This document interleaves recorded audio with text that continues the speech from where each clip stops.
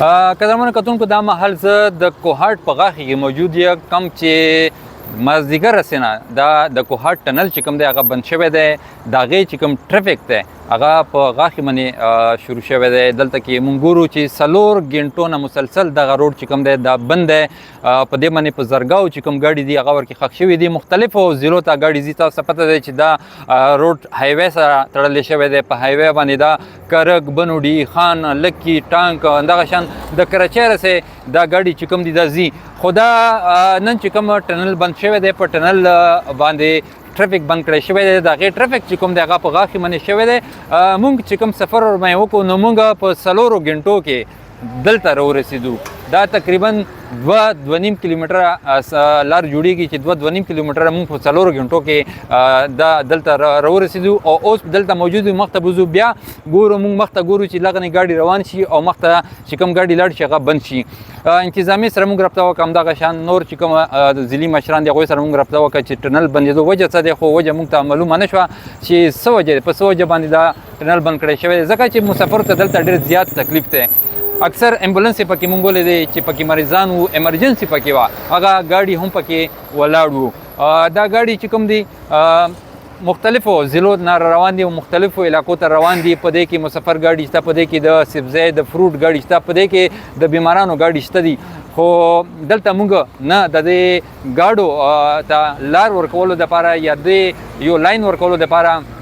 یو خپله محکمه وي هغه ټرافیک ورته ویلی شي نو نه موږ د ټرافیک اهلکاران دلته ولیدو نه مو د انتظامي اهلکاران دلته ولیدلو چې هغوی راغلي وي دلته خلکو ته دا روډ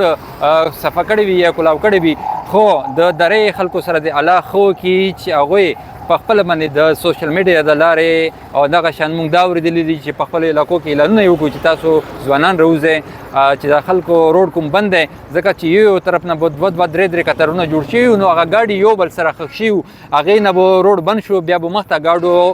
تګ نه شو کولی نو هغه خلک چې کوم راووتلو په یا هغو خپل مدد باندې د روډ کې دومره کوشش وکړو چې لږ لږ ګاډي روانېدو ته تیار شولو اوس چې موږ کومه لاړو دلته کې تاسو زما شاته ګوره چې دا ټنل د غاښې چې کوم دی بالکل سر نه لاندې چې کوم کله دی د درې د هغې نه ونیسه تر لاندې ګلشن آباد او د رهنګو په ټک رسې چې کوم ګاډي دي دا ولاړ دي په هغه باندې انتظار باندې چې روډ به کولاویږي بیا به مخته مونږ ځو ټنل د حوالې سره مونږ څنګه تاسو شروع کې ویلو چې مونږ ته هېڅ قسمه دا علم نشته چې ټنل په څه وجې باندې بند کړی شوی دی انتظامي یا دغه شان پولیس لخوا یا نور چې کوم ذمهواره کسان دي هغو لخوا هېڅ قسمه موقف نه راغلی چې ټنل په څه وجې باندې بند کړی شوی دی خو بس ټنل مخې ته یو غټ کنټینر ودرولی شوی دی او کوم چې غاښې ته روډ راوړي دلته کې سیکیورټي اهلکاران ولاړ دي هغوی ته دا اشاره ورکوي چې تاسو دا روډ استعمالوئ قدرمنو کتونکو موږ خو دا کوشش وکړو چې موږ سات په سات باندې د وخت سره چې کوم اپډیټ وي هغه تاسو سره شریک کړو خو موږ دې سره سفر هم مخته کوو ورکې ځو مخته ورکې ځکه چې زموږ ګاډی پکې هم ولاړ دی موږ دا کوشش کوو چې موږ د دې علاقې د دې غاښې بندېدو یا ټرافیک چې کوم نظام صورتحال دی هغه تاسو سره شریک کړو ځو به مخته نور چې څه اپډیټ راځي هغه تاسو سره شریکوو موږ سره اوسئ دا ویډیو کتونکو